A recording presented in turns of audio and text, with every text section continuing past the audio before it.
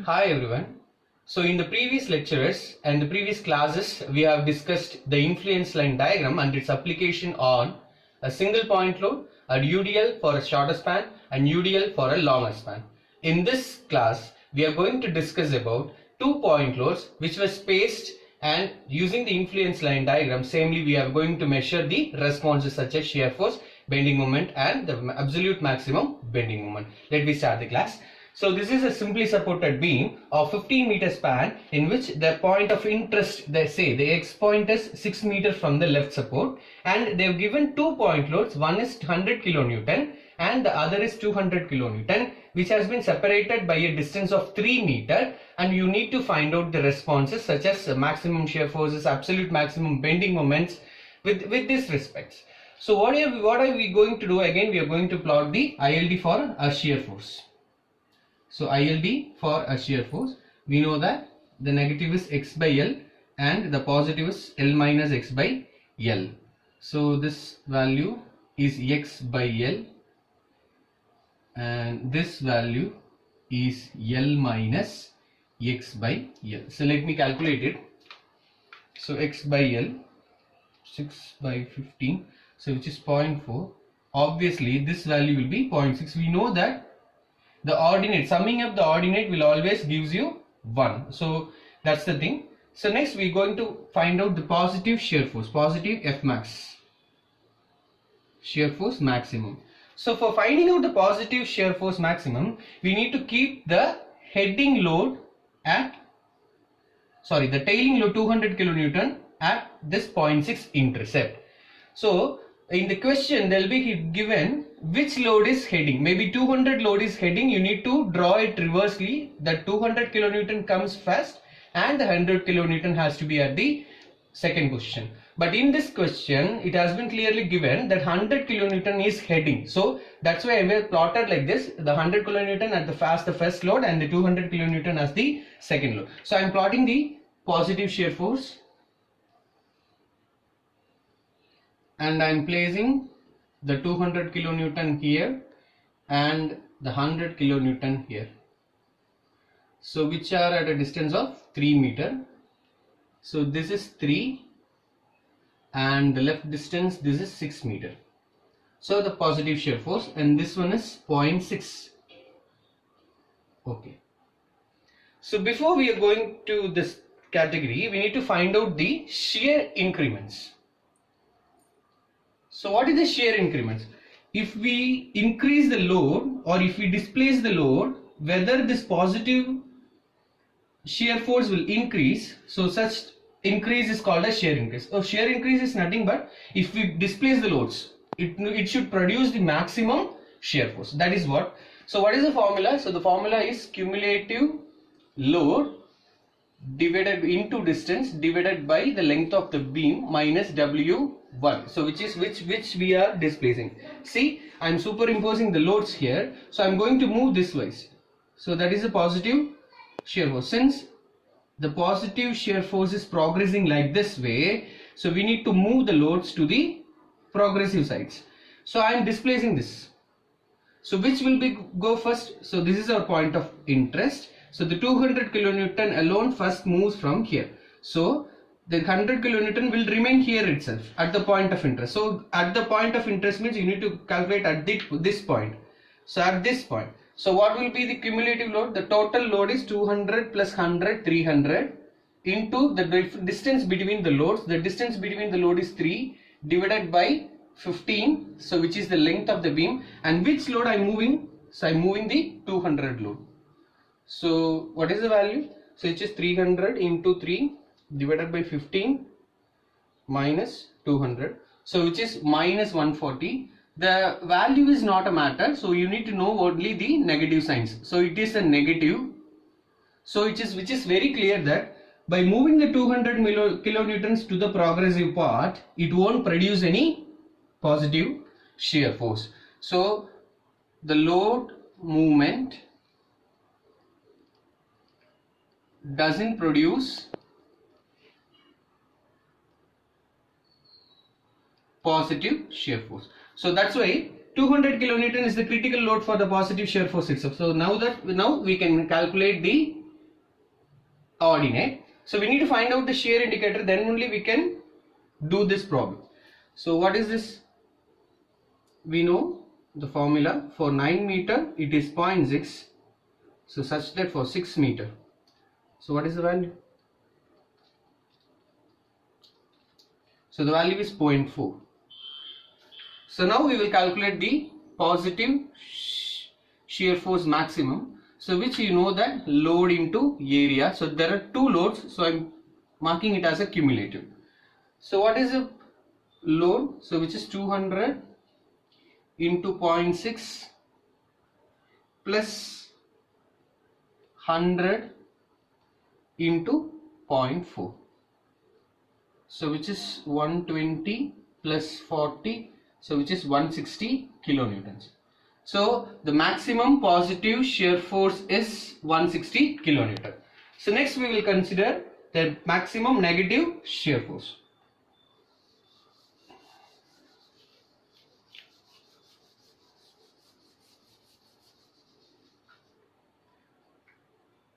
So I am taking the negative plot. So the negative plot is 0.4 and the distance is 6 meters. So I need to keep the point loads here. So the head load has to be placed at 100 kilonewtons. So this is 100 and this is 300. So the distance between is 3. So now I need to find out the shear increments. So the shear increment is nothing but we need to displace the load. Means the 100 kilonewton is moving at the other side. I mean the progressive side. The 300 kilonewton will remain at the negative sides, which we plotted. So the formula is cumulation of load into the distance divided by L minus the progressive load. So the total load is, sorry, this is 200.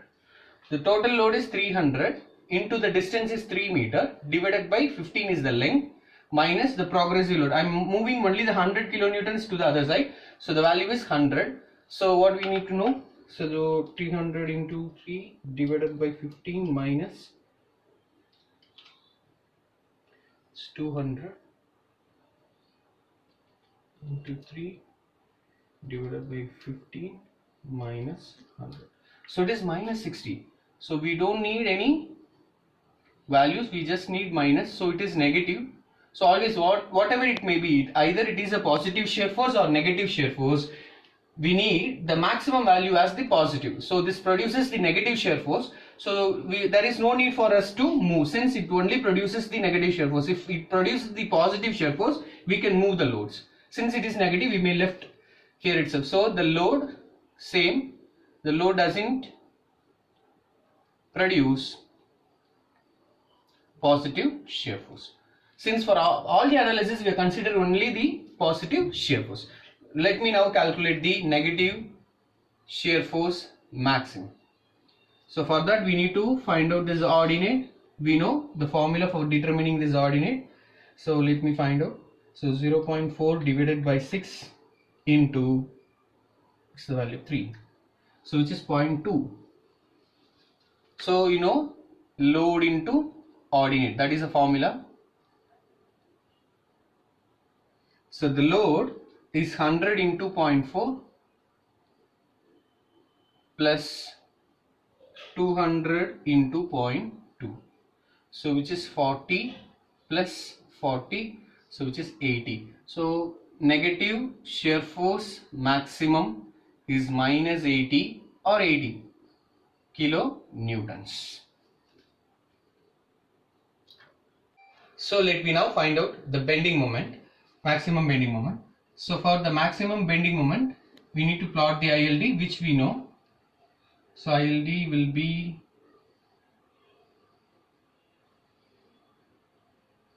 so this intensity, which is x into L minus x by L. So which is 6 into 9 divided by 15. So which is 3.6. This is the point.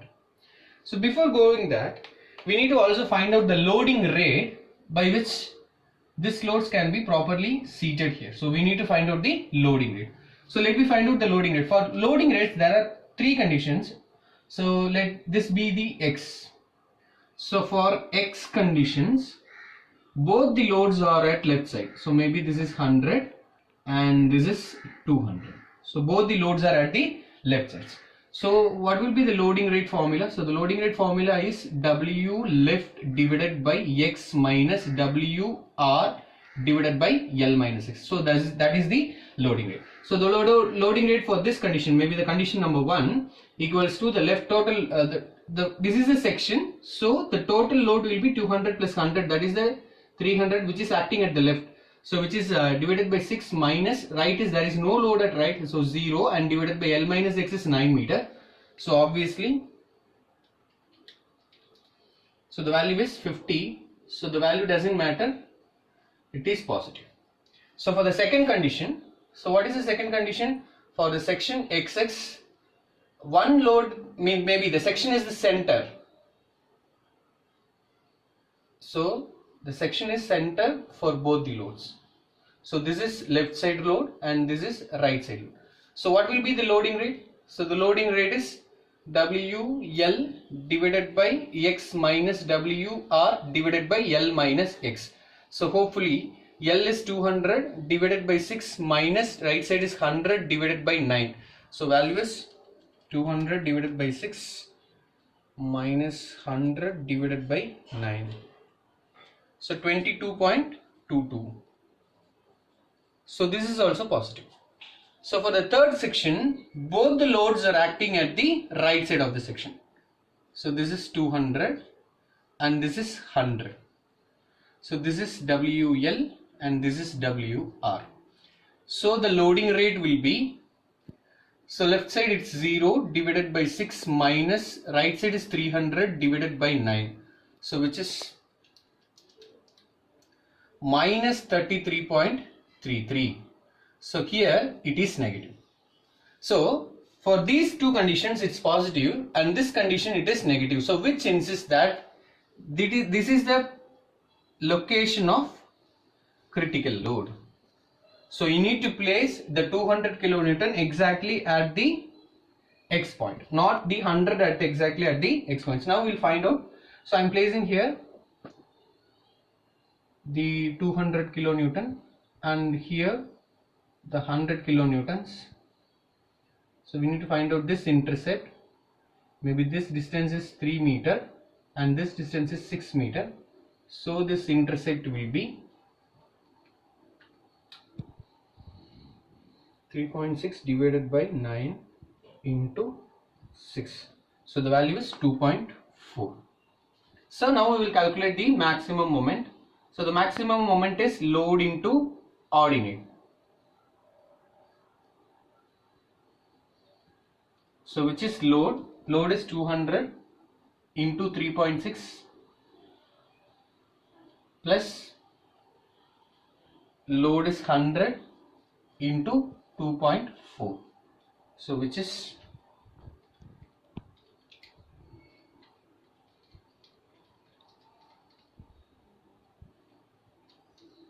744 kilonewton meter. So this is the thing. Since we have calculated the maximum shear force and maximum bending moment, let us recalculate the absolute maximum bending moment. So absolute maximum bending moment.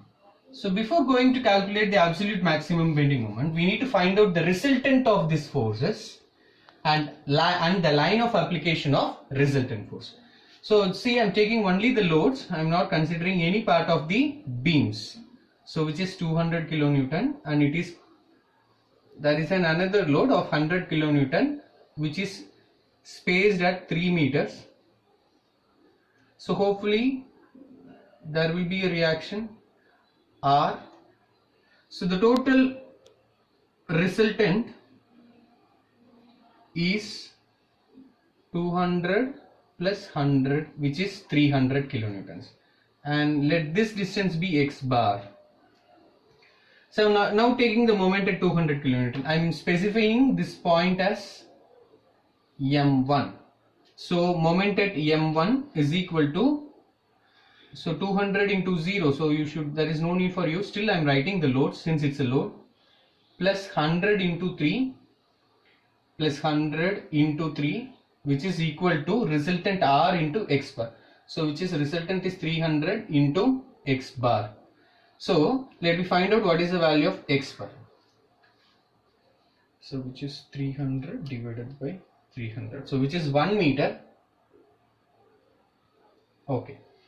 So the resultant is 1 meter from 200. So which is 1 meter. So this is 300. So this is the point. So we need to place it.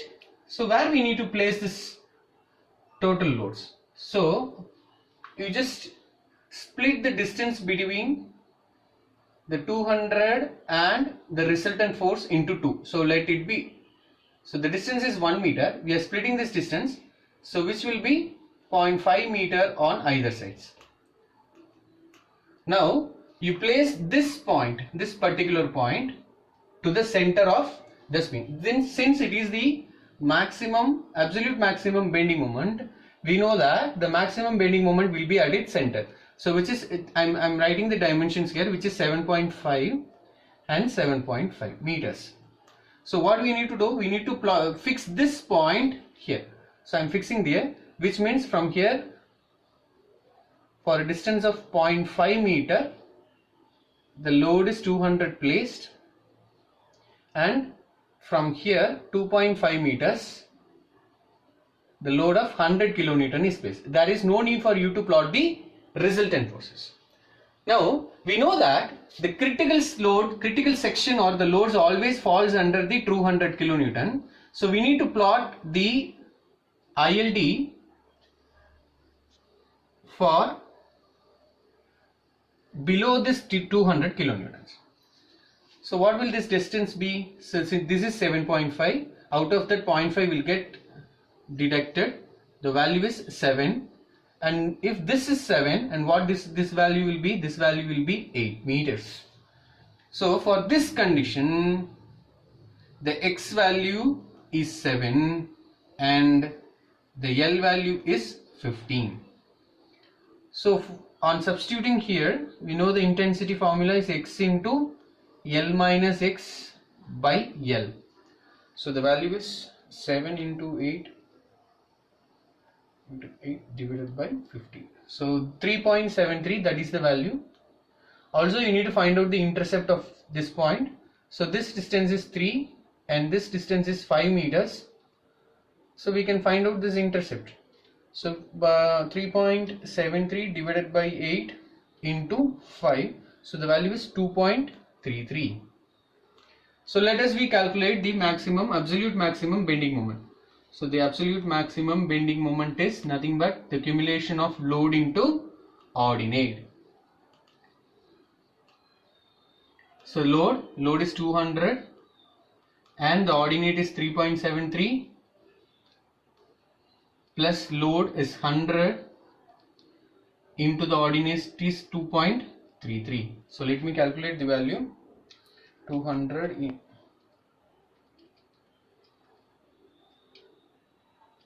into 3.73 plus 100 into 2.33, 979 kilonewton meter. So in the previous problem there is a substitution mistake. I will write down. So Mx is calculated as 200 into 3.5 plus 100 into 2.4. So the value will be 200 into 3.5 plus 100 into 2.4. So the value is 940 kilonewtons. You may correct there. And this is the maximum bending moment and this is the absolute maximum bending moment. So this is how we are analyzing the 2 point loads which are spaced at 3 meter or maybe the mentioned distance using influence line diagram. Thank you.